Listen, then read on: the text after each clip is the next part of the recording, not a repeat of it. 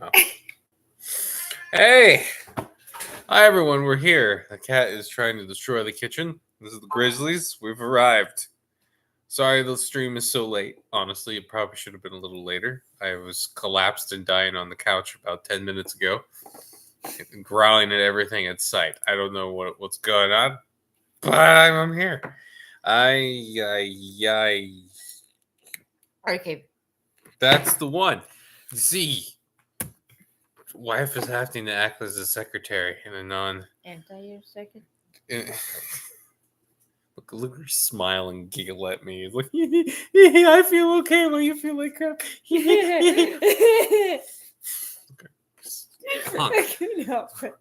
La la la dee dee dee do do do do re mi. Okay.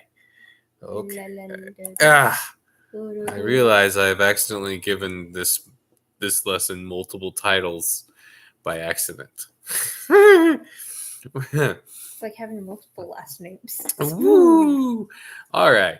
And then I need the thingy to share on the thing wife that I totally didn't just X out of like a retard. I was gonna go and quote you and say simple for life. Funny. The lazy. Ooh, I forgot to click on the thing. So this is a rough stream already. Give me a moment. We're getting caught up. This is usually we are alive. No, strictly alive. You're a liar. You're a liar. Who's lying? We're alive. Oh yeah, our dog had fucking diarrhea today. That was exciting. Remind me of litter poop. Poor little thing. puppy litter poop. That's what happens when dogs get into the curry, I guess. The curry was delicious, by the way. There she goes. Last time I took her out, nothing came out. She just sat there in pain. No. Poor dog. Go in the bathtub if you need to go. That was probably TMI, but hey, you know what? It's just a bigger toilet. Sometimes things happen. And my cat is following my water around. Stop harassing me, gatito. I can't think. What? I quoted you. What? Fine. You just cock block me then. See if I care. Oh. Okay. That was exciting. You got a little peek behind the curtain that's usually done before I click the live button, but I guess I wanted to be on time more than I wanted to have everything ready. I don't know which was the right move. Probably should have gotten everything ready first. There we go. It's Rosie's face. I'm gonna be Rosie's face. Hey, dog. Am I doing this right? Yes, I am. Anyway. Yes, a bit different than the last couple of AI images. You guys don't mind. The topic gets intense. And hope you guys caught the Star Citizen stream. It was fun making wife watch it live. It was not... I hear it got a little pixelated. Yes, dog, you're gonna wait. Okay. But I will get into this now. Slowly. All right. Say hi to Brian here. Hi, Brian. Lesson 13. The physicality of the spiritual, or the world is strange for some reason because I was tired when I was writing all this. Here we come to one of the more fascinating and detailed stories in the Bible. Gideon's life is a strange and complex one, deserving many hours of attention we don't have time for. It's likely you've heard of Gideon if you've been in church for any number of years.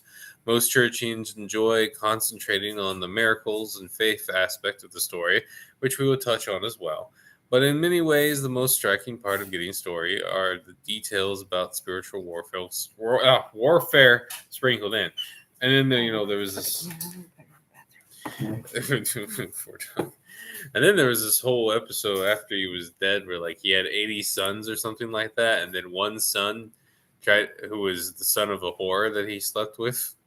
Maybe you don't sleep with prostitutes if you're an important man of God. There's an idea. Killed all of his brothers and made himself king, but he missed one, and eventually God had revenge on him. So technically, that dude was the first king of Israel. Fascinating. Not the most prestigious of monarchies. But here we go. When we meet Gideon, we find Israel once more in a state of chaos and completely at the mercy of her enemies. So much so that Gideon is hiding his family's crops in a wine press so that the Midianites don't raid his harvest.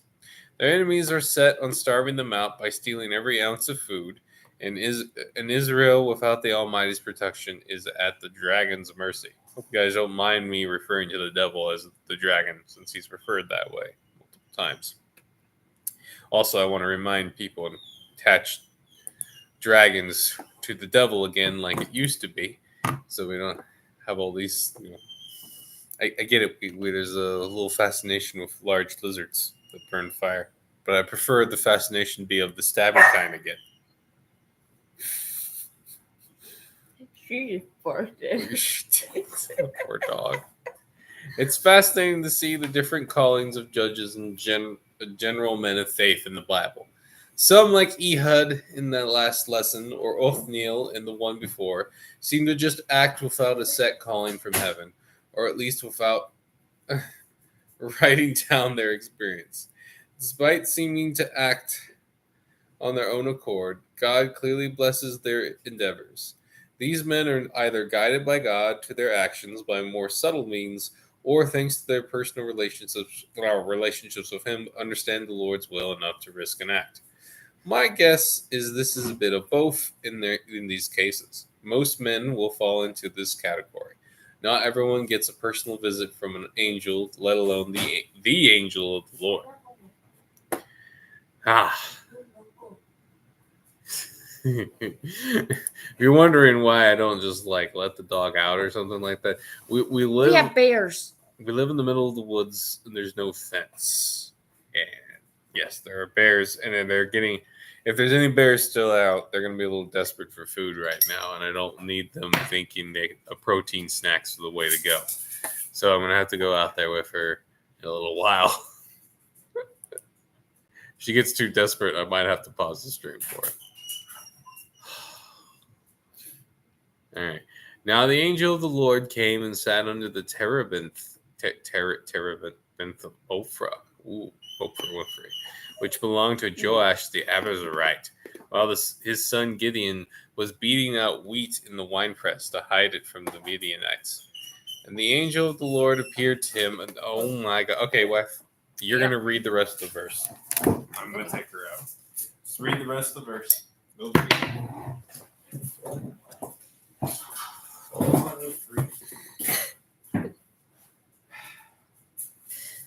You better actually have to go this time. Poor Rosie. Poor Rosie. Okay. While his son Gideon was beating out wheat in the winepress to hide it from the Midianites. I can't read right now. And the angel of the Lord appeared to him and said to him, "The Lord is with you, O mighty man of Valor." And Gideon said to him, "Please, my Lord, if the Lord is with us, why then has all this happened to us? And where are all his wonderful deeds that our fathers recounted to us, saying, 'Did not the Lord bring us up from Egypt?' But now the Lord has forsaken us and given us into the hand of Midian." And the Lord turned to him and said, "Go in this might of yours and save Israel from the hand of Midian. Did not I send you?"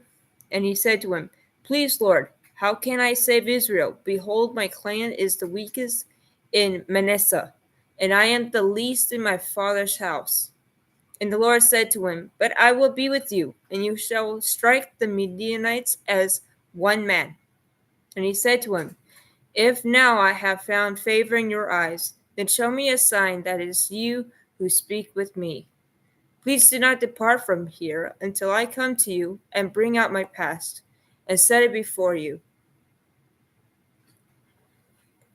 And he said, I will stay till you return.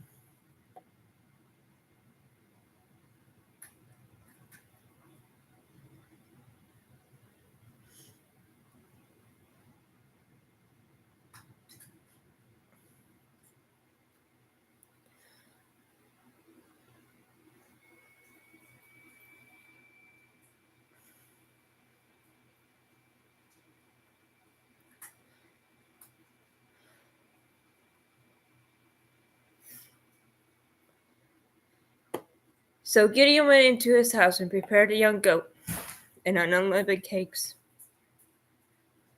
You okay? I'm gonna cry. I was like, oh, you are gonna cry. Oh boy. I don't know what happened.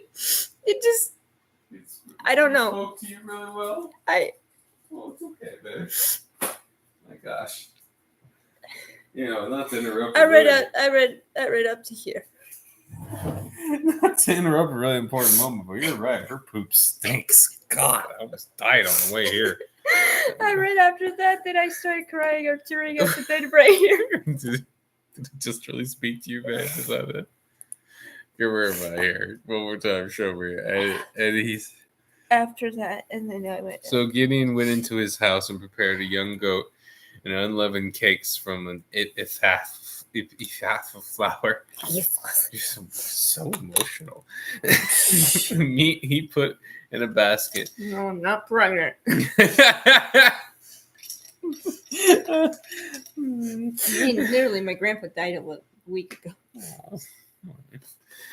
The meat he put in a basket, and the broth he put in a pot, and brought them to him under the terebinth, and presented them.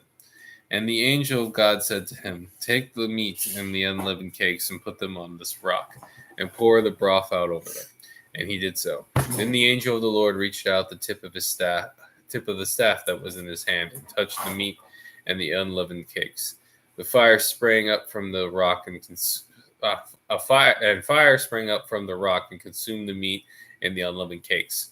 And the angel of the Lord vanished from his sight. Then Gideon perceived that he was the angel of the Lord. And Gideon said, Alas, O Lord God, for now I have seen the angel of the Lord face to face. The Lord said to him, Peace be to you. Do not fear. You shall not die. Judges 6:11-23. You guys made my wife cry while I was walking my dog. I blame you, Sky Talk. Oh.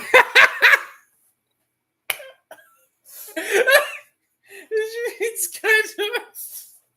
He said, hey, when I was out there, hey, baby, I hear your husband is on vacation. Oh, hi. You're a punk ass. Where? You were so focused on reading. You're so cute. Because you don't see any of the comments. Oh, you were there, right. So. Oh, man. Here I take my dog out for 5 minutes. And the world I didn't even ends. know anybody commented because we had the screen on. Your screen's off. Woo! Oh man. Okay. I will leave the idea. You have to wait until you want the dog just to poop to have me cry. Apparently, I wanted to cry when I smelt it. God. Okay. Okay. Yeah. So I will leave the. Oh. Of course. What is this stream right now? Everything wants to interrupt.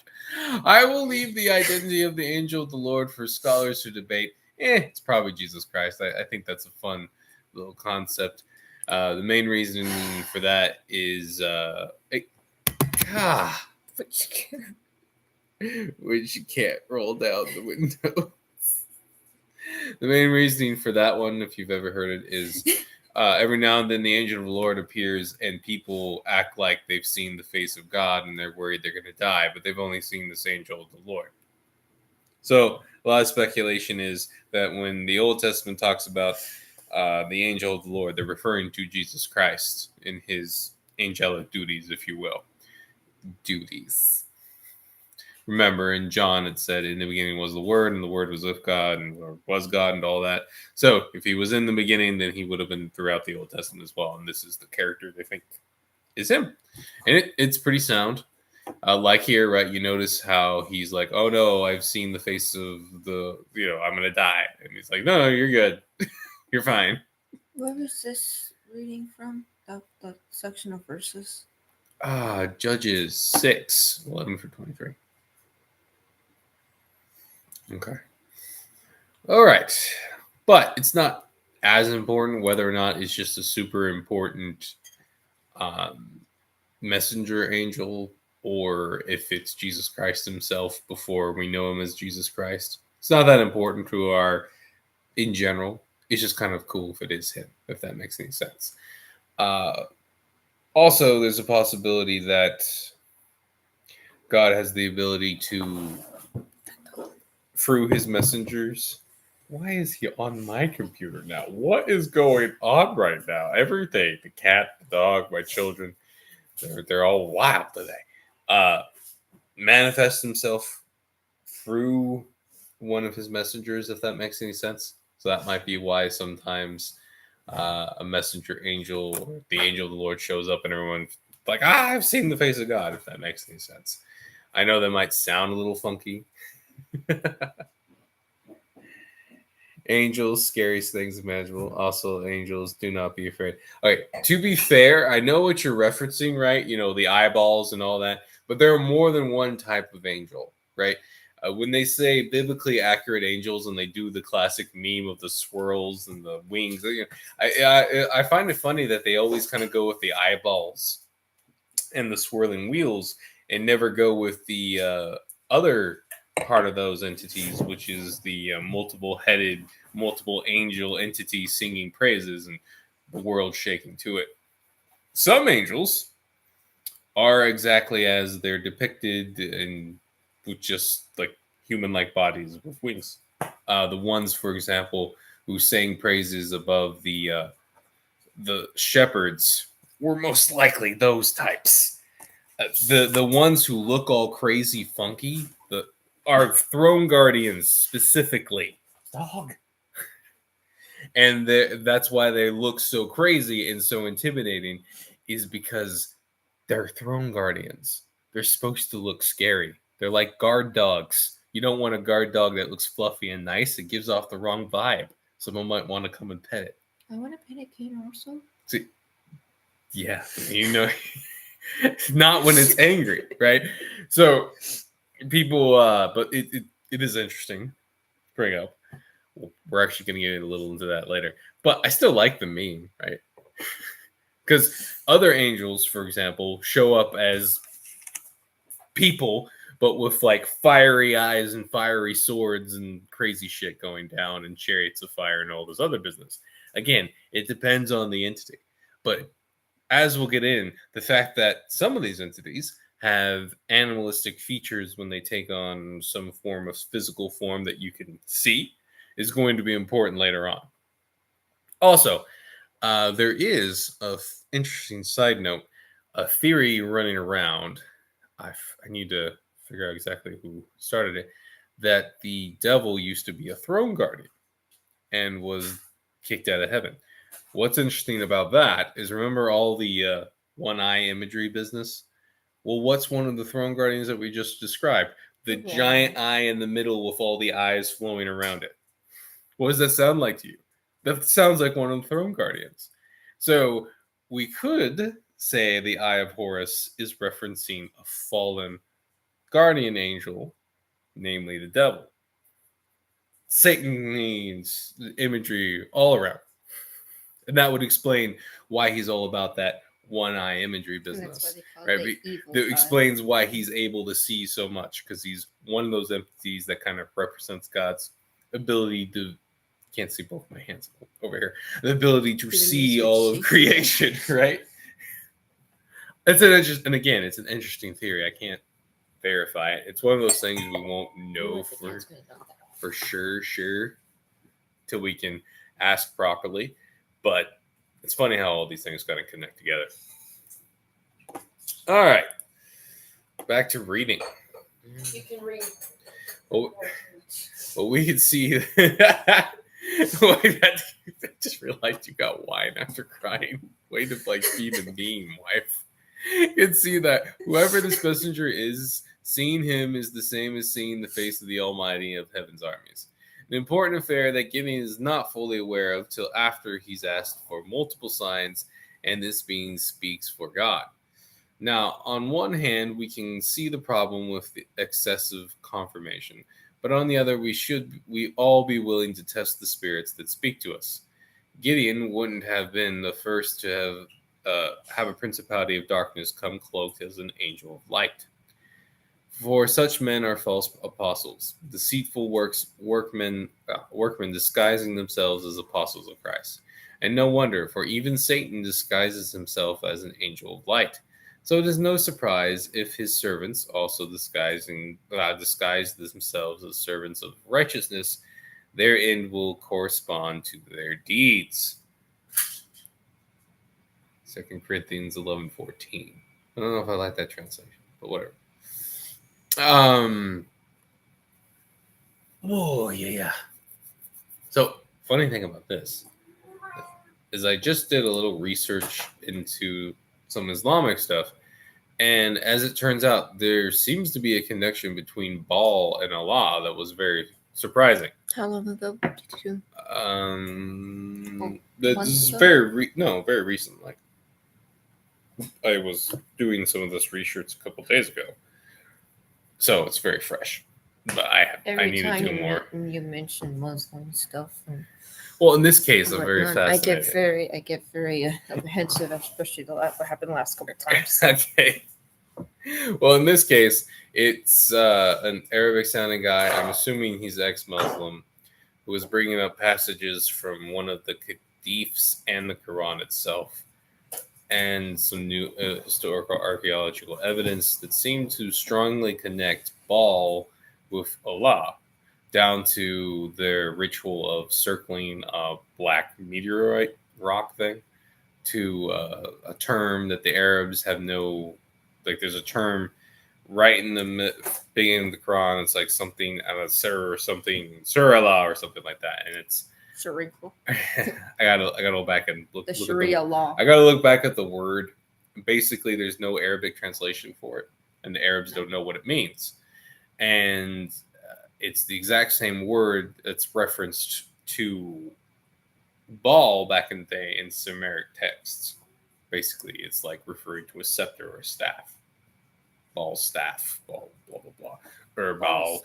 And there's this whole weird thing where this big time important Muslim guy makes these weird prayer things, and he's praying to Allah, but he's praying at a statue of Baal. Your Baal. Yeah, right. And it's like going over and over again, and there's this whole thing of human sacrifice involved with it, and it's very weird. Now, I'm not saying that's a 100% thing, because usually Baal worship involves a lot more human sacrifice. Okay, that's a lot more than circumcision. Yeah. Now, this guy argued jihad is the human sacrifice. Arguably, maybe, but it's usually much more overt, like with abortion and all that. I mean, they're not against. Those entities are obviously not against hiding their human sacrifice, as in with abortion, right? They hid the fact that it was human sacrifice for a long time, but that's coming out more and more that they've been doing rituals and all kind of weird shit with that. But they did hide it. So I could easily see them trying to hide it, but it would need to be more, right? If it is attached to Baal in some way, then that means that it's one of his side projects, if you will. Like it's him holding himself thingself back enough, because it obviously wants more human sacrifice every time we see it throughout history. Baal worship is especially nasty. So I don't know. The archaeological stuff is very interesting. Side notes. Side notes are fun. And the idea that as I've brought up in previous streams, there's clearly a connection to some form of watcher. It's just Baal kind of confuses me because of the human sacrifice angle. Well, Islam is a lot of things, but they have not made pyramids in the desert and slaughtered in people New on York top of them. City, they have the bull. Yeah, but again, we Okay. have human sacrifice involved with that, with abortion and all Yeah, that. I and know. Never mind. Themes Look and at right, that. Never right. mind. You know, you don't have as much of that You're in right. Islam. They have a lot of problems. It would explain the pedophilic spirit that is all around Islam. Is that the human spirit? No. it goes Well, forward. there's It might be a certain kind- part of it, I'm- string of it. But that's a obviously little. No, never mind. right. So I'm fascinated by that train of thought, and of course, that guy tried to tie that one event because the whole event with the Herbal thing was a guy promised that he'd sacrifice one of his sons or something, and he got out of it. And the way he got out of it was he went to a witch, and the witch told him to put camels in instead. It was weird. It was weird shit. Not gonna lie, kind of weird. I thought Islamists were very against idols and witchcraft, but this was at one of their like big sayings, like how they have the Quran and you have these side books around it that are really connected to it. Forget which. I'm not an Islamic scholar. What was fascinating about it was this was coming from Islamic scholars, like it was from within Islam itself talking about it. Not the guy who brought it to my attention, though. That guy clearly is not an Islamic scholar. He knows more about it than I do. Whoever he is. See, it's kind of fun to bring up stuff that I'm not sure about yet either, that I think is connected, though. I don't always have time to get everything done that I might want to talk about. That one needs more cooking before I make an official video about it. But it is interesting. All right. Still, judging by the fact that Gideon's first reaction is to point out that despite the declaration of the angel in front of him, he was no more than a basic farmer in the weakest tribe of Israel, shows convincing and confidence was more the needs of Gideon than Benjamin. We can give him some slack, as the angel of the Lord shows a very important aspect of spiritual beings of this caliber. They can take complete human form to the point that normal humans see no difference between them and the average Joe till they reveal themselves. That aged poorly. Ah! Average Joe. I'm sorry, that was a joke. As he got ice cream, is he nibbling on babies? A I'm sorry. physical and often seemingly mundane form. Mundane form. Okay. They eat, as we see when Abraham is visited, and the Lord appeared to him by the oaks of Mamre, there's a name, as he sat at the door of his tent in the heat of the day. He lifted up his eyes and looked, and behold, 3 men were standing in front of him. When he saw them, he ran from the tent to meet them and bowed himself to the earth and said, "O Lord, if I have found favor in your sight, do not pass by your servant. Let a little water be brought and wash your feet and rest yourselves under the tree, while I bring a morsel of bread that you may refresh yourselves, and after that you may pass on, since you have come to your servant." So they said, "Do as you have said." Ah! Dog. And they can be touched and interacted with, like when Jacob wrestles with an angel. And Jacob was left alone. Yeah. And a man wrestled with him until the breaking of the day. When the man saw that he did not prevail against Jacob, he touched his hip socket, and Jacob's hip was put out of joint as he wrestled with him. Then he said, "Let me go, for the day is broken." But Jacob said, "I will not let you go unless you bless me."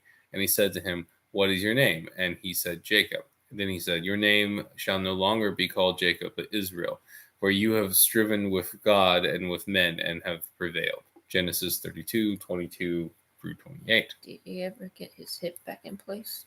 I would imagine so. After that conversation. As brought up, I mean, you annoy an angel, I guess you get what you get on that front. Bitch slapped by an angel. Get off. So hard your hip gets out of socket. Had enough. And it's brought up in Genesis. They seem to have the ability to affect the world in a traditional human manner, including getting women pregnant, as we saw with the creation of the giants. The Nephilim were on the earth in those days, and also afterwards, when the sons of God came into the daughters of man, and they bore children to them. These were the mighty men who were of old, the men of renown. Genesis 6 and 4. Yeah, That is if you the definition of rape right there. well, I'm sure some of it was rape, but also if you go by the old stories, their families gave up them as wives in exchange to learn things like metallurgy, witchcraft, and other shit. We'll get into that in one of our creepy podcasts on a certain character known as Lilith. That's a few weeks away. That's the one that I recommended. Why? Why? Because we're doing that podcast again. I asked my wife more facetiously. What did I get myself into? Than anything else. I asked her facetiously what topic she might want in the creepy podcast. And after a while, she came back to me. You've brought up this one character and this demonic figure. And you heard my rant in the car. I cried in the car today. It's very much attached to feminism and a lot of shit we've been dealing with and crap. And so she's like, "Yeah, we need to talk about it and show it. And SG needs to know about that bitch." And I'm like, "Yeah, all right." Tied to witchcraft. I cried a lot today. Holy cow. Yeah. As a little teaser, because that's probably it's probably a good 4 episodes away, because I got to get through our backlog first before we do that one, though we'll record it pretty soon. Maybe I should give a partial teaser episode to Discord members, you get a portion of it before it comes out, a 1-minute clip. Maybe that might be kind of fun. We'll see. I'm if I keep adding stuff to my to-do list, I'm definitely going to fall behind. So I got to be careful. You don't want to burn out. Yeah. I have a bad habit of adding too many things. The teaser here is, you might have heard this obnoxious story. Rosie, you just went. You're fine. I'll put a diaper on you. Go in the bathtub. It'll be fine. There's a toilet. Figure out how to use it. I come up the ladder. Specifically, right? You might have heard the story about the idea that Lilith was Adam's first wife, but she was too rebellious and went away and became the mother of monsters and the mother of monsters. Right? That's the version that Supernatural popularized in pop culture. It's an old story, but it's not that old. Interestingly enough, seems to be a fabrication. There's some signs in the Bible and some other stuff in Enoch that hints that actually Lilith was one of the wives given over to one of the original Watchers, and thus became a demonic entity herself after she died. A fascinating thing, and would explain why she's so tied to witchcraft. We could argue, now we don't, this is me making an assumption, but if she's so tied to witchcraft and feminism and stuff the way she is, it seems likely to me that she wasn't the one that you gave her, wasn't the one that got metallurgy. It makes sense that she was the one that got witchcraft, if that makes sense. Given it. What's on you? Solid. Ooh. Oh, that's a sticker. Poor dog. She's got yeah. Right. That's a bit of speculation. But hey, yeah, you'll get all the details behind that when we do our full creepy lesson on it. It's not a lesson. Creepy podcast on the real nature of the Lady in White and all that. Aha! Your teaser's done, you greedy bastards. Moving on. Now my next question is, why do people who get married wear white dresses when they get Well, I think that's to symbolize purity, to be fair. Okay. Lady in White in this case is sullying that concept. Though we could argue it's like the inversion of it. We could argue that. We could, because I was trying to think.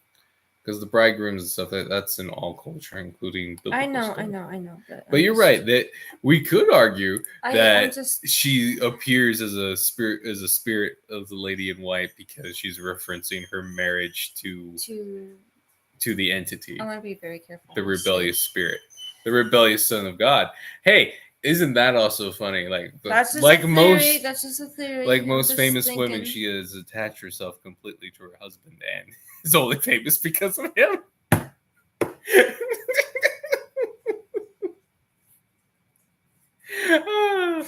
Ooh. Oh, good times.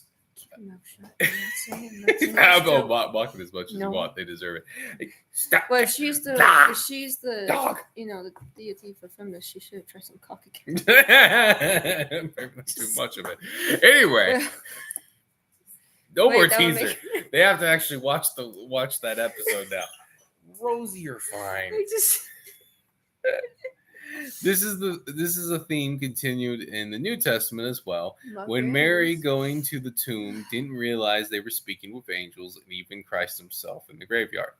And she saw two angels in white sitting. I mean, the angels wear white all the time. Too. I know, but I'm just trying to think if there's some kind of inversion of It sounds like it. You like got a there's good always point. some kind of inversion of something somewhere, and I'm just You're I'm trying sorry. to give too much of the teaser away. I'm not trying. It just Yeah. happens. Now I had to give up the fact that a lot of the Lady in White sightings are tied to Lilith. If you don't know what that is, that's the spirit. There's a ghostly theme, Because why Oh. does she look like she's in a gown, like a as it? and it usually is some urban story pops up around it as like a woman died just after marriage or something. Blah Well, blah like blah. even in Psych have like yeah, they mock the. because I didn't realize it was a thing to just. It's because if it is this entity, she appears in a lot of different places. Oh my gosh! And it's a very common theme to have a ghost spirit haunting areas who dresses in white. It always looks like when you're dressing. You know, I'm sorry. Okay, let's get back to the lesson. I'm sorry. She wanted to give so much away. I would. Here I am just trying to tease her. She's trying to give you the whole podcast away. Golly. Man.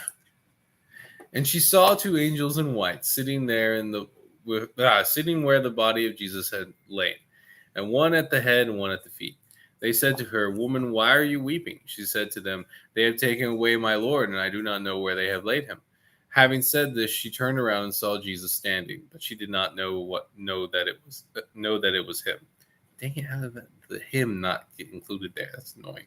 Jesus said to her, "Woman, why are you weeping? Whom are you seeking?" Supposing him to be the gardener, she even thought he was the gardener.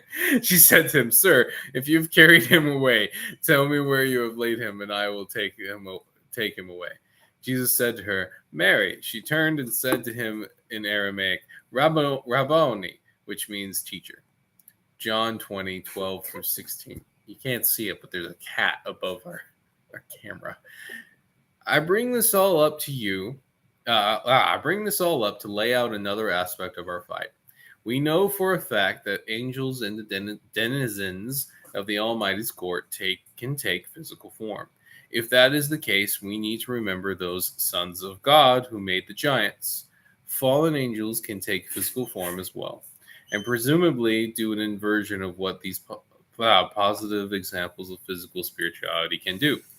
We should also point out that not all of those physical forms will be strictly human in nature, as we see the descriptions of the throne guardians in Isaiah. I told you we were coming into this.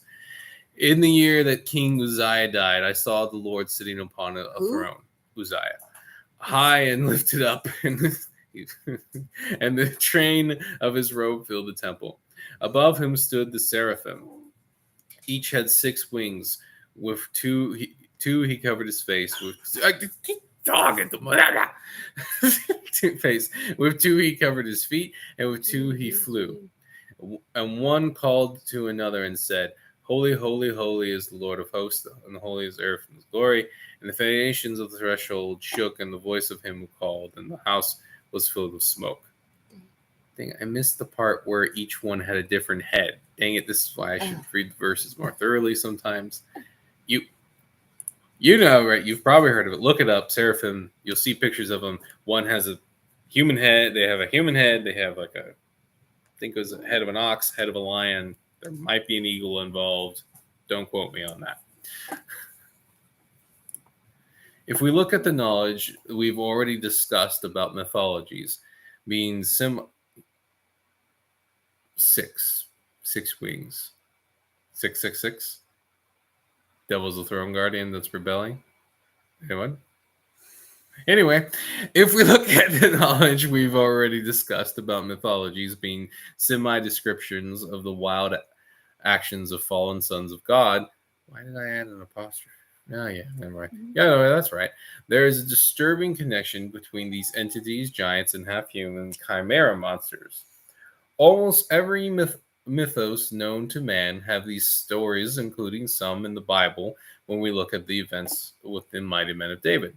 And Benai, the son of Jehoiada, was a valiant man of Kabzeel, a doer of great deeds. You know, I want to be nice to be remembered as a man who doer of great deeds. Kind of exciting, but anyway. He struck down two lion men of Moab. He also went down and struck down a lion in a pit on the day when the snow had fallen. He had something against cats, I think. 2 Samuel 23 and 20. The first response I've always heard, almost as if a robot is speaking out of many mouths, is that this is just men who with a lion-shaped helmets or headdresses. People who have never read the story all mysteriously have the same toned answer within a drop of a hat. Yeah, including Christians and non-Christians. I've tried this on several people. An answer that has no sense of reality. These were the mighty men of David. Some of these guys had killed hundreds of men in one day, all on their own, and giants too. Like I believe one of them killed the brother of Goliath. Yeah, the guy had a brother. How tall was Goliath? I believe he was 8 feet tall. He wasn't quite as tall as Goliath, but he was big. The ancient mind would have had none of these issues with the lion-headed monster men in the desert. They would have just accepted the story on face value, which is why the intended meaning of the verse is clear. If these guys had been wearing fancy headdresses, that would have been what the verse had said. They had killed two of them as well and seen them up close. You can't claim that they were making a mistake since they had the bodies right in front of them. I say all this to remind you that the world is much stranger than you could ever have imagined, and our enemy takes many forms, one pattern of which is a lying angel of light. Others are through false enlightenment with drugs. And you guys, the side note with that, right? You should look into some of the DMT monsters stuff if you want. Like, once you understand imagery and stuff, those things are straight up demonic entities, hardcore. We're talking snake prophet freaks. Aztec snake prophet gods. It gets weird, and they are very much freaking demonic entities, hardcore. Remind you that the world is human drugs and still others of the wild forms of half-human freaks. We can look at Anubis and the depictions of other Egyptian entities, see how far back this goes, and again remember our lessons on the plagues. Pharaoh most likely was the descendant of gods, fallen dark gods in rebellion to the Almighty. The term chimera itself comes from Greek mythology, and even just a cursory glance into that mythos has dozens of monsters made through the machinations of the gods and freaks that created them. Demonology from the medieval and Renaissance period depicts demons and evil entities as goat-headed men, owl-headed horrors, and other similar physical manifestations in witchcraft. And finally, in the modern day and age, we have the constant manipulation of genetic code and breeding that led to this little banger of a law that was drafted and then crushed in Congress. S1 800, Human Animal Chimera Prohibition Act of 2021. By the way, as we read this, I'll pause real quick. This law was struck down. Right. They stopped a law that would have made it illegal to make human-animal hybrids. Because they know how many biolabs there are. I mean, can we think of any law that should be more bipartisanly accepted than something saying, hey, don't make abomination freaks in your labs? Like, what is even the financial motivation to make a chimera? What are you trying to sell? What are you doing? The answer is you're a freak and you work for freaks and you work for demonic entities, and thus they want freaks. So, also, the demonology thing is really interesting. There's a whole book of, I forget the name of the guy. Gosh, this is the problem with live streams. You don't have all your notes in front of you 9 times. Is it from the Unseen World? No. This is a guy in the medieval period. I forget exactly. It was late medieval. He was either an exorcist or he worked with a bunch of exorcists, and they went around documenting all the different demons and stuff they were interacting with. And of course they didn't die, right? Yeah, exactly.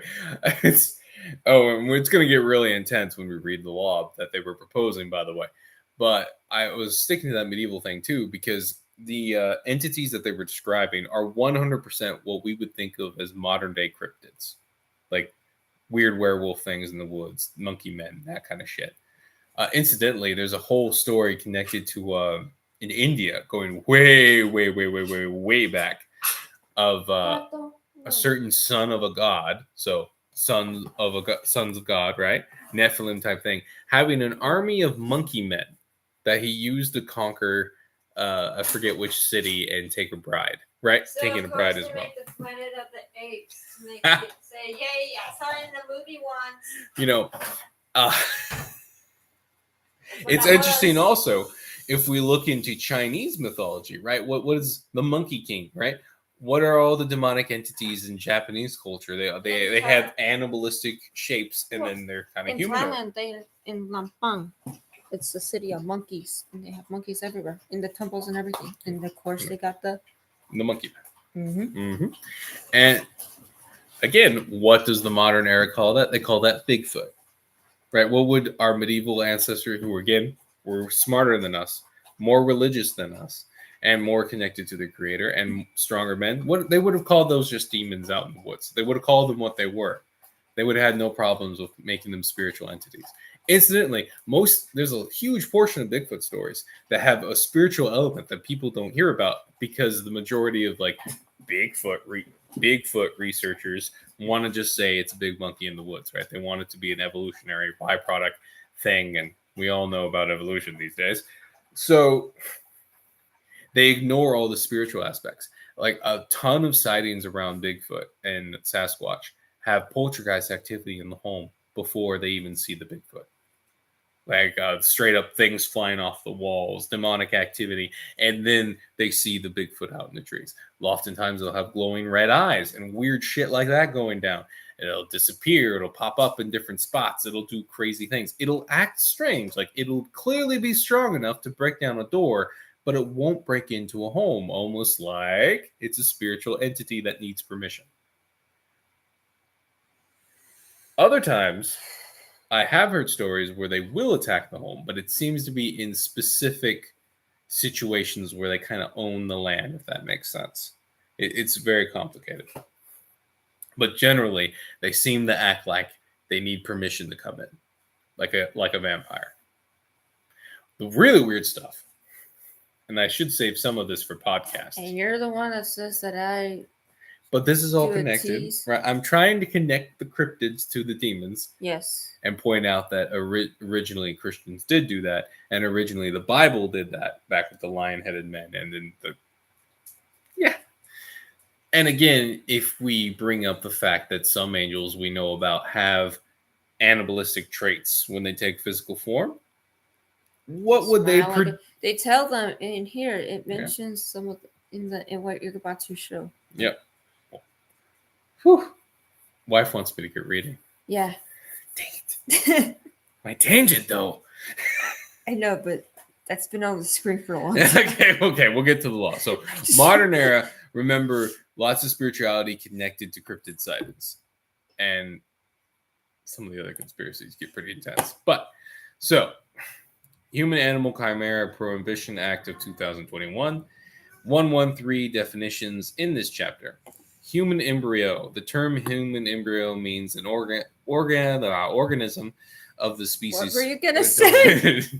But I have a wife, she's hot. Homo sapiens during the earliest stages of development from 1 cell up to 8 weeks after conception. Isn't it funny, like in this law, we can consider them alive, right? A human embryo. Prohibited, but not with abortion, naturally.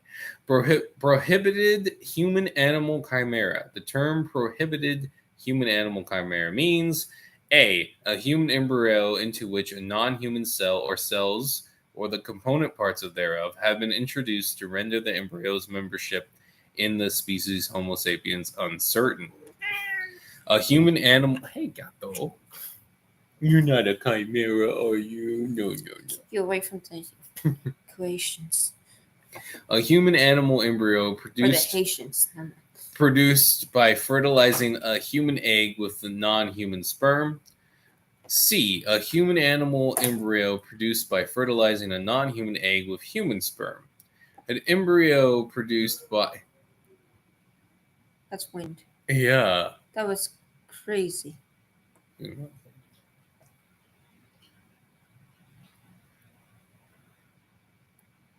Sorry, I just said an extra prayer over the house just to be safe.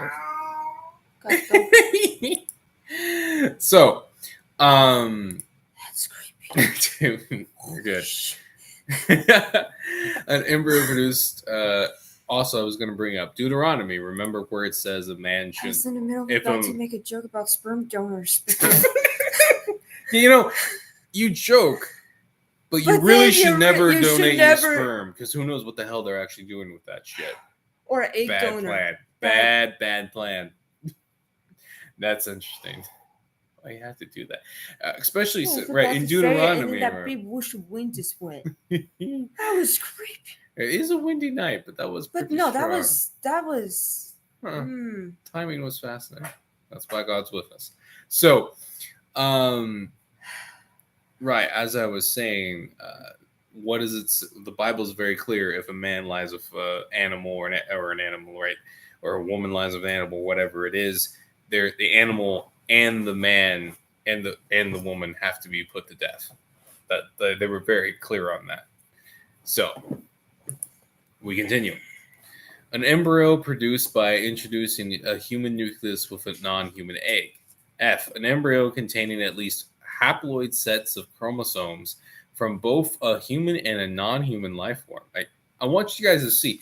This is incredibly specific. Like this is way more specific. Remember, these are politicians who drafted this bill. They are not biologists. Most of them don't even know half the terms they're using, and yet they're very specifically picking out every angle. Right. We're going to get into that, why that's important.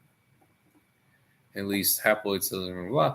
A non-human life from engineered such that human gametes develop within the body of a non-human life form. Meow.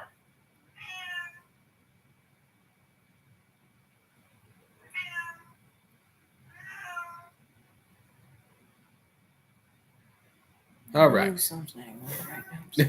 Go for it. A non-human life form engineered such that human blah, blah, blah.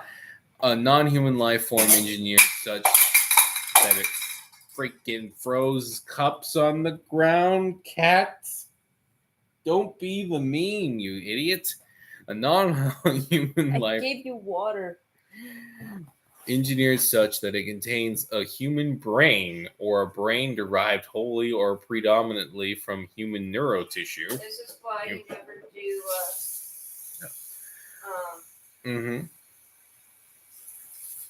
Never be a donor. Non-human life from life form engineered such that it exhibits. This is important.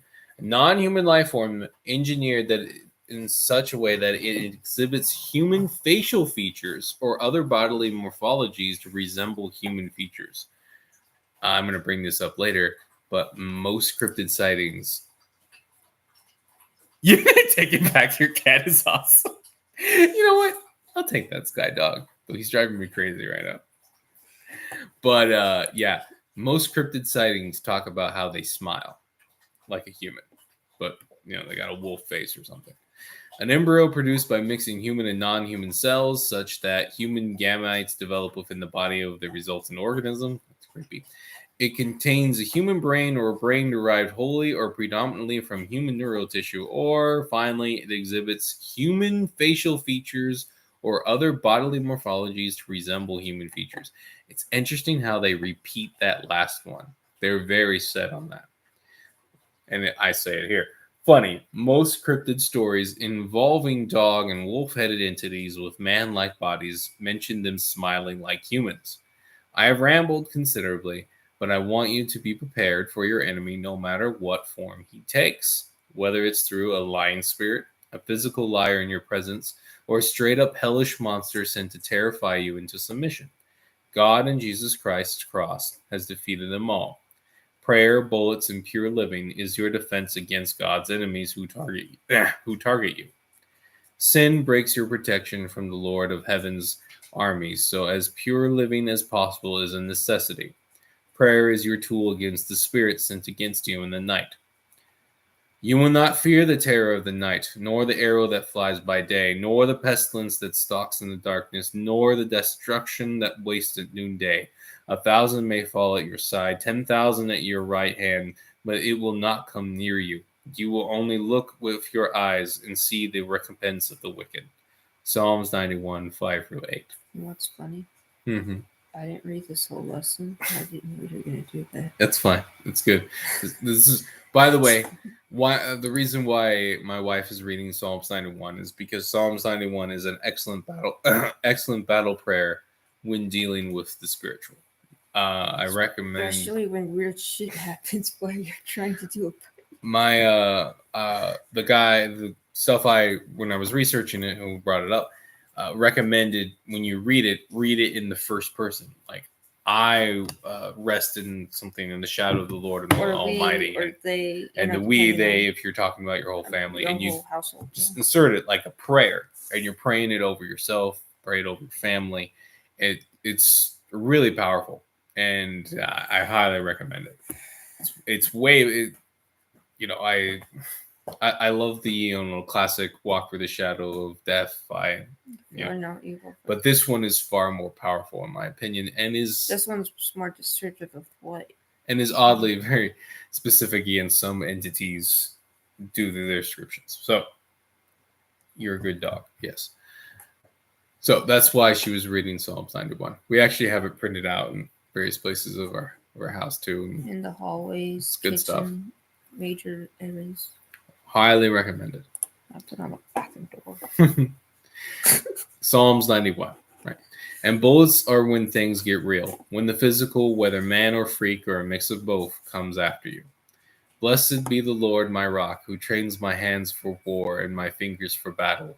He is my steadfast love and my fortress, my stronghold and my deliverer, my shield, and he in whom I take refuge, who subdues peoples under me. Psalms 144, 1-2. Take heart, man of God. All these horrors are but shadows waiting for their day of judgment. So I will leave you with a final verse. Do not be afraid, because they are terrified of the power of Christ in you. Just don't forget to deal with your sin, pray, and keep that rifle by your side. David didn't kill all the enemies of God with just prayer, after all, and neither should you expect God to do the same for you. Question 1. You're a fine little dog. You're fine. Question 1. Right. Question 1. Have you experienced supernatural attacks, phenomena, and so on? What do you wish you had done differently if you have experienced the spiritual realm interacting with the physical world? Now, we've hinted at some of this in our own life. I don't know if I've made a podcast about it, but it does need to happen.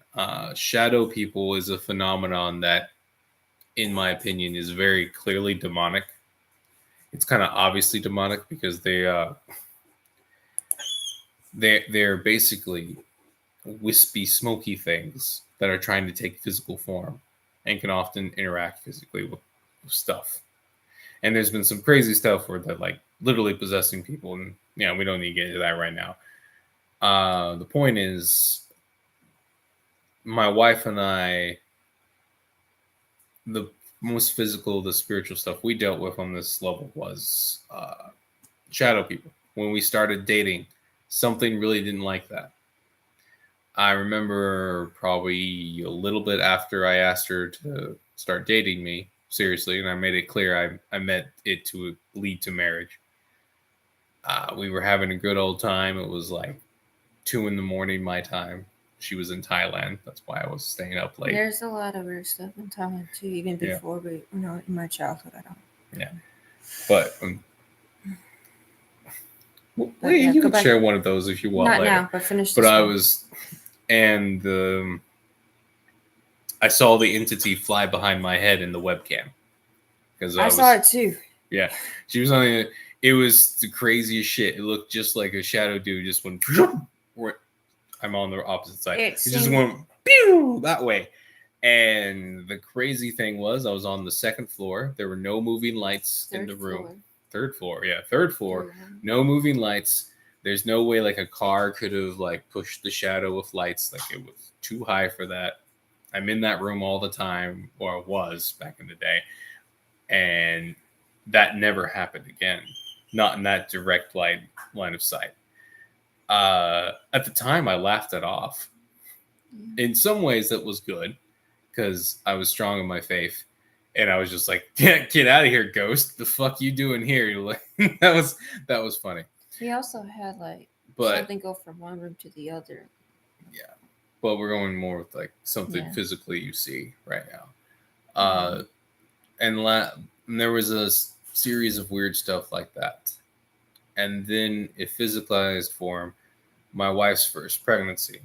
We were in a very rough spot, so I was taking a very shitty job where I was delivering drugs to old folks' homes. Yeah, it's weird. Like I don't know if you guys know this. Most of these old folks' homes get very They're just preparing you for dying. That too. Get rid of the pain. Yeah. Until you go. Honestly, yeah, they're just drugging them till they die. And we were the drug dealers in this case. We had just finished. We were the mules. We didn't do the deals. We just delivered the drugs. We were legal mules. We finished the last bit, and I started driving. Right. And she was, how pregnant were you? 26 weeks. You were really pregnant. It was 3 a.m. I had 2 months to go, so 7 months. Yeah, and for some reason, these deliveries had to happen like at 1 and 3 a.m. I don't know why they had a night shift. Like it's one of those things that should just happen at the normal time of day, but for some reason they did it late at night. Because that's when they're most likely to die.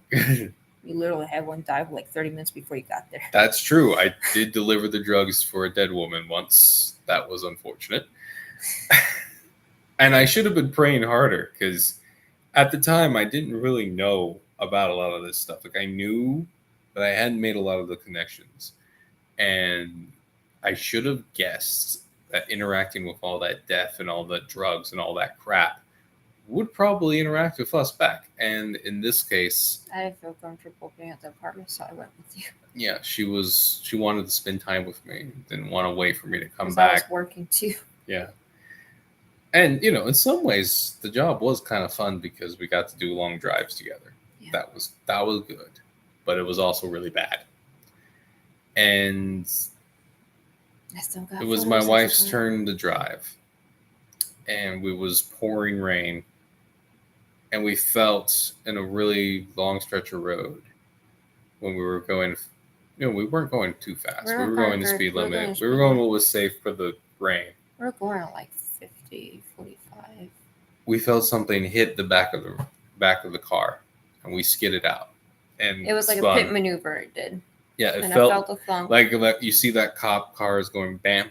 That's what it felt like in the back of our car. And I thought I saw something. Yeah. And it did so hard that my glasses flew off and was on the ground. Yeah. So I'm driving with no glasses on. Can't see shit. And we lose control. We hit the side. But we're totally fine. The car is totaled. We have pictures of it. It was bad. We didn't flip. The baby was fine. He's a wonderful, strapping little boy. Well, the crazy thing was... And I'll get into that. Yeah. He was targeted, my oldest was targeted by a witch who... at that time was my sister-in-law. She held him. He had some... Jaundice. And for the jaundice was gone away. We'd finally beaten it. It took a while. We had to sit out with him in the sun and all this other stuff. And he's not wild, though, by the way. Like, God's energy heals you of jaundice, which is all the more telling that because we didn't realize she was a witch at the time. And she just divorced or was in the process of talking about divorce. She just divorced. My brother-in-law. And my brother-in-law had just declared himself to be a tranny. Like a month before. Yeah. Our So son was this is born. how messed up that whole situation was. And I was stupid enough at the time to feel bad for her when I should have realized she was probably part of the problem, if not the problem herself. So And when she's holding. she held him, His eyes turned yellow. his jaundice came back so fast. You His could eyes- see it happen. Like it wasn't like that night he was yellow again. No, his skin turned yellow right in front of everyone's eyes. In front of everybody. And he started crying horribly. Horrible. That She also made what I assume is a pecking cake too. we threw out. And that what I would have done differently in all those times. Kick her out, not let them in. As soon as I found out that there was a tranny involved. We should have assumed there was spiritual shit. Nobody told me that she said we should get married on the day of our wedding. That's true. To give context to that, she smiled at my mom's funeral. We have photos of her at the funeral where she was grinning ear to ear like she got the biggest candy in the world and the best ice cream in the world at the funeral of her mom. And then at our wedding, she looks miserable in the group photo. Everybody else is smiling like she was smiling at the funeral. Like it's the most crazy side by side you've ever seen, because she's smiling here and everybody else is miserable, and here she's miserable and everybody else is smiling. I think my greatest joy in our wedding was having her on stage. We have come to that point too. Like at first, it was like, you had to interact and pretend, right? Suck it. So, obviously, something. I don't know what plans I have ideas. 3 times, they almost went after her. Yeah, they went after my oldest a lot. They tried a couple times with my youngest, but it was less intense because we were praying properly after that. I wish we'd been the praying hospitals more. were going crazy, right? Yeah, and it got to the point though that with my youngest, no physical attempts on her life at all. Thank God. We've prayed hard enough now. There's enough protection. They're not even trying that shit anymore. But and if they do, I will release the monsters. Yeah, and we'll tear apart those snakes. You guys gotta understand. They're scared of us for a reason, and you should remember that. One of the biggest things that I learned in prayer and spiritual combat is reminding them of what's coming for them. You let them know they're going to die like men. All this death and destruction they're bringing upon the world, they're the ones who are going to die.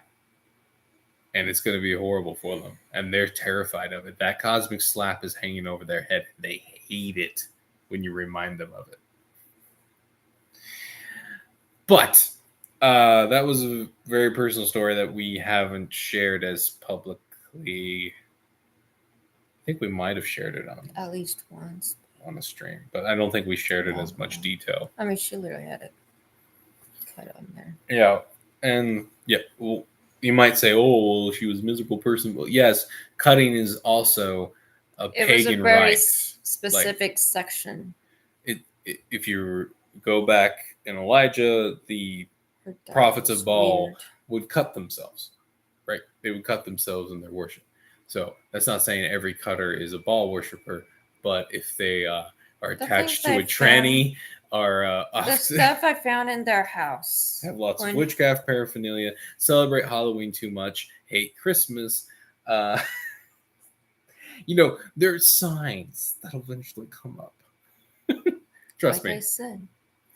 So what would I have done differently in this situation? I would have preferred that I had already done the research to see the signs, and my guard would have been up around any sort of tranny situation, right? I should have gone up as soon as my brother's like, "Don't tell anybody until I'm ready. Don't even tell your husband." Yeah, that didn't fly. No, I'll tell you everything. And with the tranny stuff especially, there's almost always demonic activity with that. So, be ready for that kind of crap. He said he was going to cut his balls off, so I sound the alarm. Atta girl. All right. So what I would have done differently, I would have been praying more. I wouldn't have put ourselves in such a position that so much prayer was needed. Like when that job started calling me to be driving in all kinds of horrible weather at 3 in the morning in a strange town where I didn't know anybody, And then the that's whole when I should have payment quit. thing- the whole payment thing was stupid. Yeah, it was a nightmare. That's when I should have quit.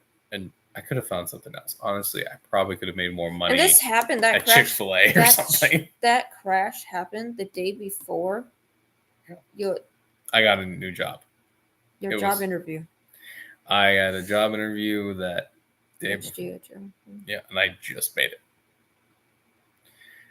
Whew. That job was great for a while, but then a new manager came in and made it hell. That sucked. But yeah, more prayer. I wish that when that entity first showed itself while I was dating Katie, I would have taken the situation more seriously. I'm happy that I faced it laughing, but I should have then started praying hard against it and praying over our relationship more, because something clearly didn't want my children to come around. Something wanted the legacy to die. And we've actually seen it. Our families have been collapsing. They're tainted. Like it's rough to watch. It's horrible. There's so few male heirs, if that makes any sense, that some of them are just like the line's dead and gone. Horrible. But you know what? We move on and we keep going and we keep praying and we work hard. Whew. Now, if Frosty, oops, that's because I What about Frosty? Are you thinking Frosty Bear? Well, I was thinking of Frosty Bear. I haven't seen him on our streams yet, but yeah, He hasn't been on our streams for a while. Yeah. Maybe he might watch them. It'd be cool to see.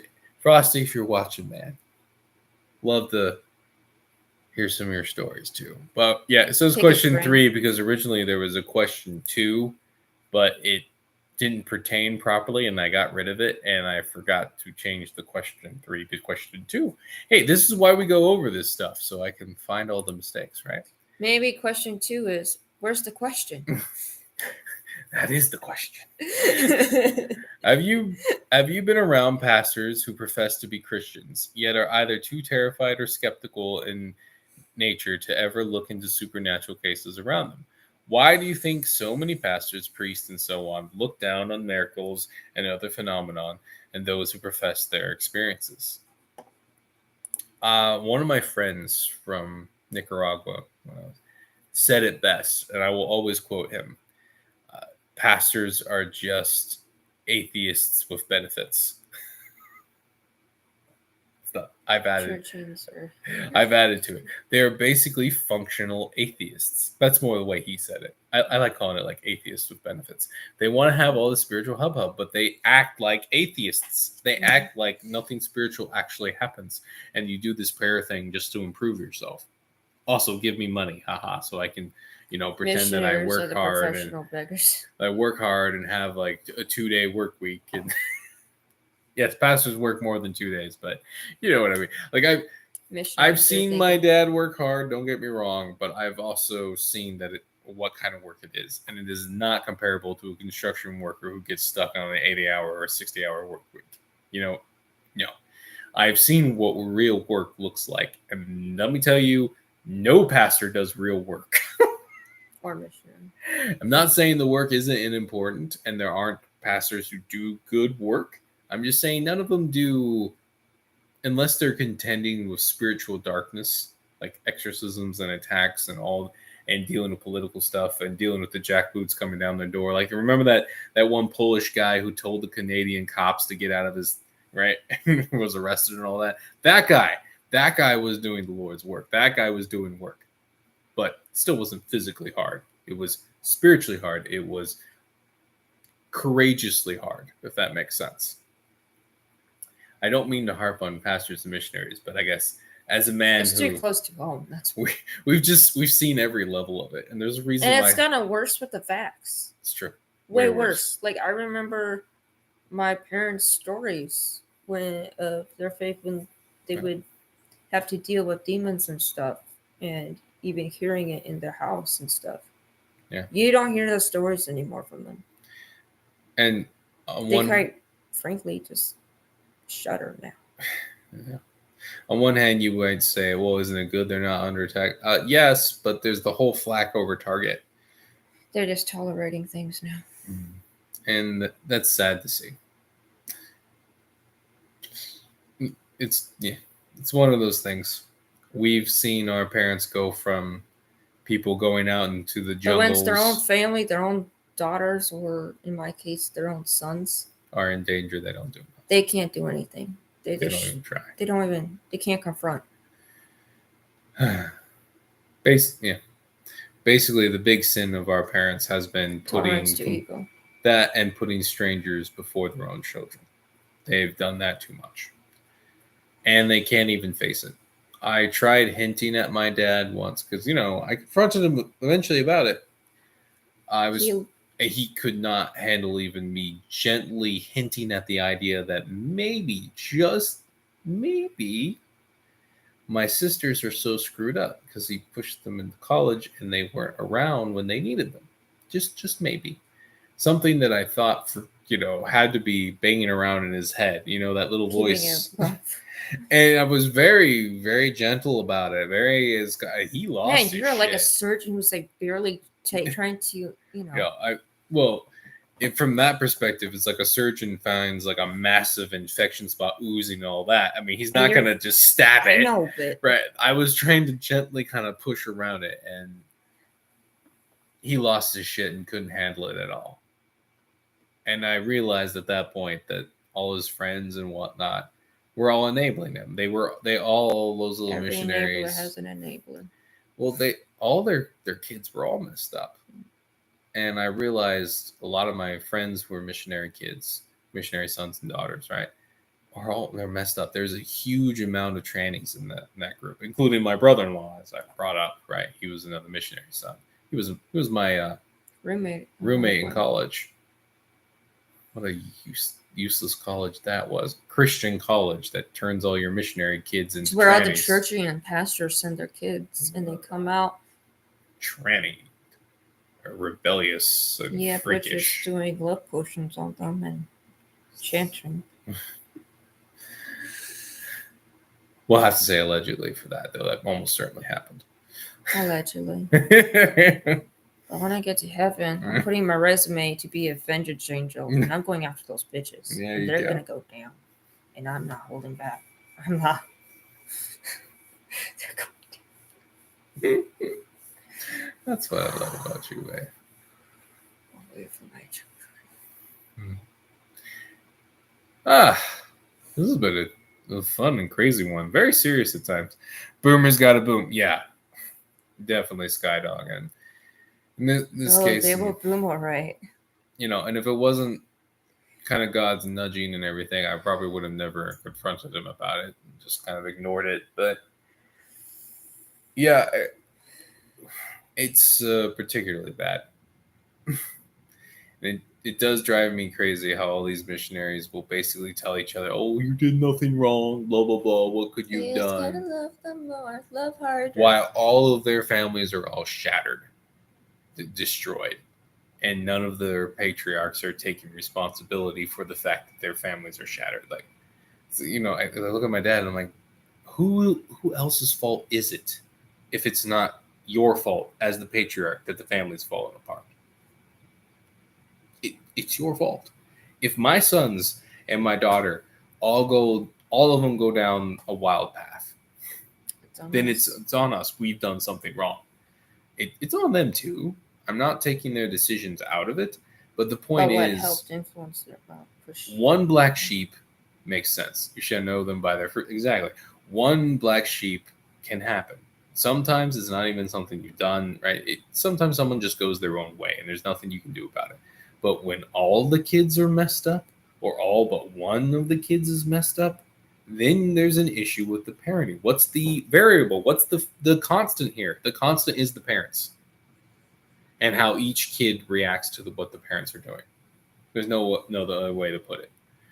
And boomers in particular have made it an art form of finding ways to avoid that reality.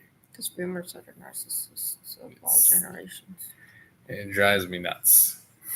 But particularly, boomer pastors and missionaries are very bad at it and enable each other to a degree that would shock you disturbingly.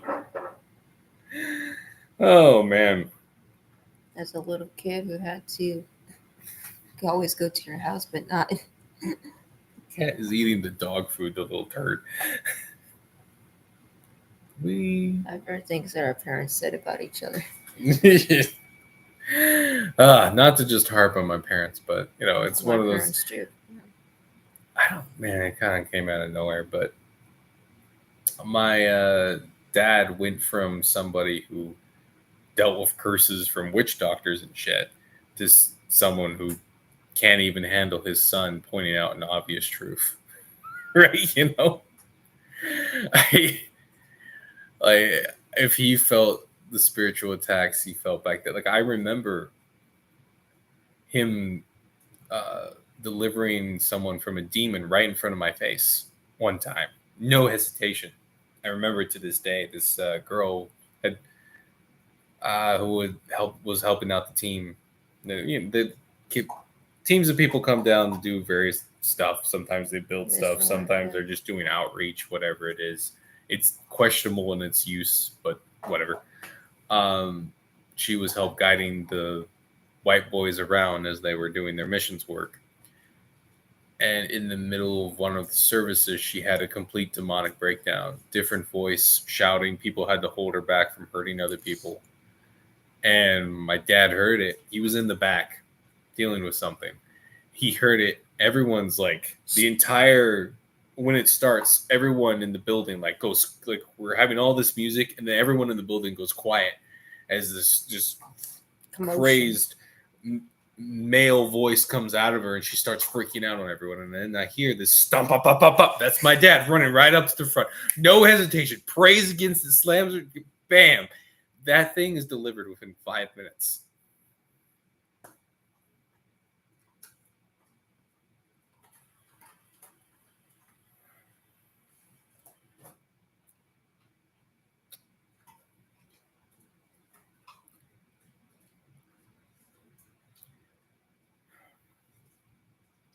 He's not that man anymore.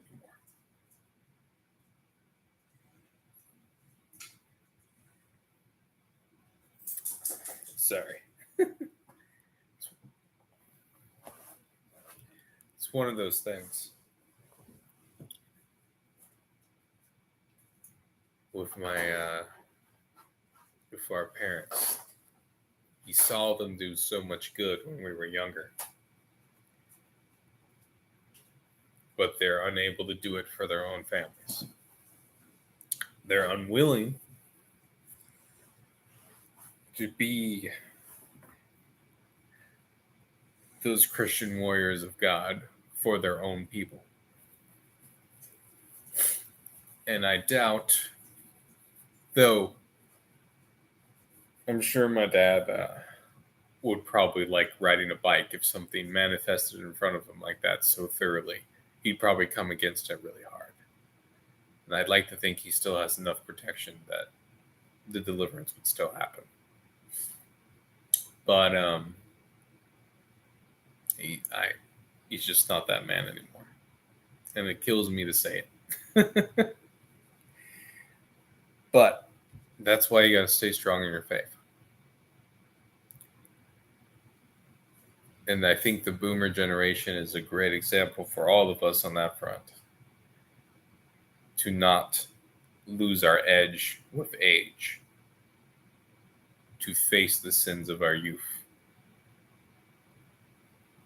To not let those sins go unfaced, unconfronted.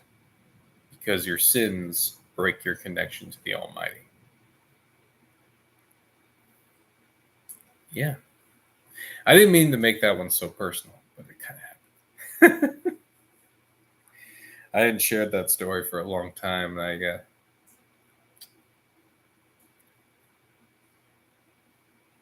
I realized that it's one of those events that made me look up to him so thoroughly. Incidentally, both of my sisters have fallen from the faith. One's a witch, one's a super feminist, though she's less of a feminist now, but still, nut job. What changed for her was she married a big time alpha who wasn't feminist. But he's not Christian either, so it only went so far. 2 out of the 3 kids went their own way. And honestly, the way they went was a direct rebellion towards my parents and the version of Christianity they gave them. And them abandoning them essentially in the States and going back to the mission field. Choosing complete strangers over them time and time again. After a while, that's going to have its effect. And they hate God now. My sisters. I've seen it. It's funny in the case of the atheist feminist, how she can hate something so thoroughly that she thinks doesn't exist. Women are funny that way. No offense, wife, but you guys can have a completely illogical facet playing in your head and not see the problem. Unstable. Yeah. Like, you know. Unstable feminists is worse. But it's easier to hate God than your own family, than your own parents. It's easier to hate God than face the fact that your parents abandoned you for brown people, essentially. And I say that, like, why are you bringing the race card into this? Well, quite frankly, U.S. missionaries. U.S. missionaries are looked down upon in most denominations. Like, the rock stars are the ones who go overseas, not the ones who go to, like, Las Vegas and preach on the Strip. They're looked down on. They don't get as much support. They don't get as much help. They don't get their kids aren't considered missionary kids, all this other stuff, even though they're doing missions work to their own people. They're actively looked down upon. And I hate that. These churches I remember going to as a kid would have these big maps, and they have all these little pins of all the different places where they're supported missions. And then on the map of the United States, there'd be like 3. And they'd have dozens all over the place. Like, I remember some of them, it was so thick you couldn't see some of the countries because they were so full of pins. Yeah, just so many little pins everywhere.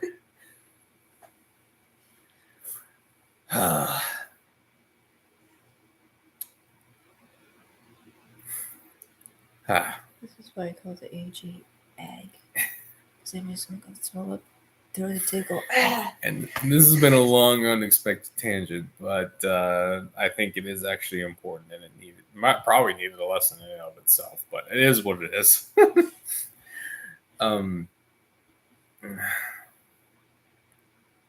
King David went through something similar too, where he went from a man who God could tell him literal tactics. Like, he could hear God's voice telling him what kind of tactic he should use in the battle. There was one town, he asked God, should I go up and save it? And he goes, yes, you should go up. I'll hand them into your hands. Like, all right. The town's under attack again. He says, should I go save them? And God says, no, you should go around the back and attack them this way. And David does it and he wins. Like, imagine having that connection to God, and you're so connected with him that when he tells you a battle plan, like the equivalent of someone of like Patton going into battle, and he hears God tell him to move the tanks into this flanking position because that's how he's going to win, and having the faith to do it and winning. That blows my mind, because when you're dealing with life and death battle situation, it's so hard to hear anything but what's going on in the chaos around you.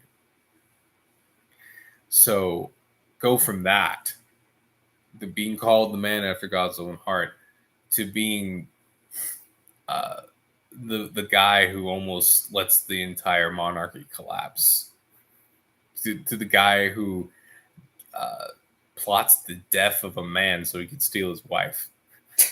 Right. One of his best soldiers. He plots his death. Abigail. Well, not Abigail. This No. is Bathsheba. Oh, Bathsheba, remember. Right. He has an affair, gets her pregnant, and then he gets his. First, he tries to bring the guy home, and tries to get him drug or something. No, he tries to get him to sleep with his wife so that when his wife shows him pregnant, he'll think it's his kid. But he won't sleep with her because the dude is such a good man that he refuses to be with his wife while his fellow brothers in arms are out in the front. He refuses. And David freaks out so much that he basically puts him on the front line, and he tells everyone, he tells the army, he commands his general that to put the guy on the front lines and to have everyone step back. It murders him straight up. To cover up the fact that he had gotten the dude's wife pregnant. Interesting. And I forgot that story. boomers were never the men after God's own heart, but you can see the ones that were good, how they have degraded in their age, how they have gone from strong men of faith to weak shells of themselves. Let's bring up my grandpa. Yeah, literally in that case.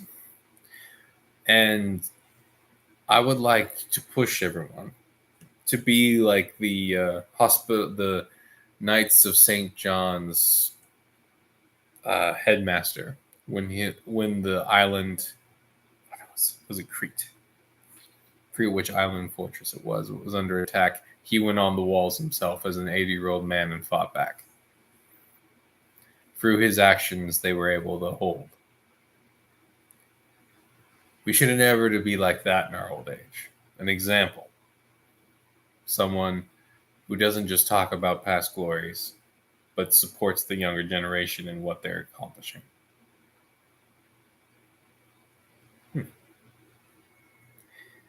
Legacy is on my mind, I suppose. Legacy. And part of the legacy is I want you guys to be prepared for all this spiritual crap. I don't want you to become like them, unable to see the physical or the physical manifestations as possibilities. You know, when the Pharaoh's magicians turned their staffs to snakes. I mean, you know, even as I'm talking about that, and we had that wind come and strike the house, and I thought about some of the stories I've heard about of things peeking in windows and stuff. And I'm like glaring at my window. Like a part of me is like, what am I actually going to do if something like that actually happened? And another part of me is like, I'm going to pray against it right the fuck now, whether it happens now or not. You said it. And I'm not, okay. You need to have that mentality because these things work in fear. And there's, to be honest, there's good reason to fear them, but you don't have to fear them because God is with you. Like, this is the funny thing. A lot of these churchians underplay the power of the devil too much. And so they're blindsided when he comes after them. And they're not prepared at all. And often they don't even understand that they're under attack because they underplayed his abilities. This is like that phrase that I've heard churchians say, or been people say, like, God doesn't give you more than what you can handle. Yeah. Well, then why do we rely on him so much? Well, and to the point, that's obviously false because plenty of Christians have died. Because if you think about it too, in war and other situations, obviously they got more than they could handle. Well, like, we're not talking about martyrs, right? Yeah, but remember when I was in Pasadena late at night with my uncle and my friends? Yeah. My friends, we were gonna walk them out because it was night out, and like wanted us to walk you to your car. Like, now the Holy Spirit's got us. Yeah. Okay. Young, pretty girls. You think you in fucking California. In Pasadena, late at night. Like, really? Ugh. You're gonna walk to your car by yourself, dressed like that? Don't be stupid. Don't test it the like God. that? Like, don't test God. Don't waste power because you did something stupid and put yourself at risk for no good reason. Not hard, not complicated. But when you view it as God's in control of everything, and He is in control over, like, He's going to win, right? He's going to win in the end. But that doesn't mean you won't become a casualty in the process. So don't be a casualty, and be Or be useful. a cause of delay, confusion, and delay. Yes, exactly. You know, it's interesting. I've been bringing David up a lot because I've been editing the the lesson where we talk about David. That's right, I'm ahead. And there are times in his life where he was in danger and he used subterfuge to survive. He acted like an insane person. He drew on the walls. He drooled in his beard. Like an animal. Because he was in the house of his enemy while he was running away from King Saul, who was trying to kill him. And he acted like an insane person. And the Philistine king looks at the guys who brought him there, because remember, at this point he was the best general in Israel, right? And so the guy was expecting that, and instead he gets this weird, crazy dude, and he goes, "What are you guys bringing this nut job in here for? Do we not have enough insane people?" And he gets away. He's not killed by his enemies. That's funny. Mm-hmm. I just imagine one Benjamin doing something like that. It's kind of fun. That's a joke. But again, why was that necessary? Jesus tells us directly we need to be wise as foxes and wise as serpents. What is it? It's something as wily as foxes and as wise as serpents. And he uses the term serpent very specifically. The dragon, snakes, that's the devil's terminology. That's his symbology. Why is he's saying you need to be as wise as the evil you're facing. You need to be as smart as them, and you need to be as crafty as them. Crafty as fox. Crafty as fuck. He's telling you have to beat them at their own game. Now, God will help you. You're not going to outsmart an entity that's ancient and been here since whenever God made them, which was way sooner than you. As peaceful as dove, as wise as serpents. Oh, thank you. I don't know where I got the fox thing. There's another one about foxes. Somewhere, but whatever. Yeah. Interesting. Right. You get the point. God will bring you through, but you shouldn't do stupid stuff either. Like taking in facts. Yes, exactly. You should know your imagery and know when people who actively talk about lowering the Earth's population might try to kill you. Yes, in fact, Skydog, you are very fucked. All right. I need to wind this down. We went in a lot of different directions. It was fun. Both cried on the same stream. We did cry. Ooh. Anyway. It's hilarious. It's funny. You guys are awesome. Was it just because of Sky? You know. Just kidding. Skydog, it's always awesome having you, man. Everybody else who showed up, thanks for showing up. So what did he actually type? Oh. A lot of things. I did. A lot of many funny things. Particularly if you're wondering, he when you were alone reading, he said, "Hey, baby, I hear your husband is on vacation." And, "Oh, hi." When I came. Oh, that's hilarious. You're a funny man. I still remember your story about the two hot blonde twins and your wife right behind you afterwards. Don't think I've forgotten about that. That's right. His wife is the apex predator. Oh my gosh. Google is literally telling me I have to verify it's me midstream. Okay, well, no, babe. It's still streaming. Yes, it is. What I'm trying to say is, if the stream ends in the next few minutes, it's because of Google being an ass. You guys are awesome. Like, subscribe, share. Be on the lookout for he's a blonde ninja. She's good. A Southern blonde ninja. That sounds like an 80s action film right there. Yeah, go ahead. You can do that. Do that one. Oh, this. I'll just keep talking since you keep talking. Seen it. I made wife butt here look at all the Squadron 42, the entire presentation today or this year. It was a lot of fun. I'll probably make her watch the stuff about building stuff next. Here we go. So that Friday, I think. Yeah, Friday. Yeah, Friday is when Friday. we did it. Yep. So, and then of course, what were we Saturday. What were we doing Friday? There's another Oh, Star Citizen thing you right. wanted to watch. Remember? Yes. Okay. Plus, wife, there's more Star Citizen event stuff happening soon. Like tomorrow is the expo, right? They're introducing all those new spaceships. As I understand it, is the Starliner actually going to be flight ready? That's going to be exciting. Big freelancer type ship's going to be. That's fun. Also, creepy podcast every Saturday now. The second one went up, but I forgot to share it like a dunce. So it is on there. If you want to look at it, it's about. If you liked what we were talking about here, I think you'll be interested in that one. That one's about the Tevenak Lighthouse. Gosh, the story. It's intense and it involves But an exorcism the at ending the end. is good. But It's also a good story to kind of have in your repertoire if you're trying to get kids who are interested in ghosts and that kind of stuff to, be a little more biblical. It's a great story for that. I used it in my Sunday school lesson because they wanted a creepy story, and so I gave them one, and it ended with an exorcism that worked. Haha!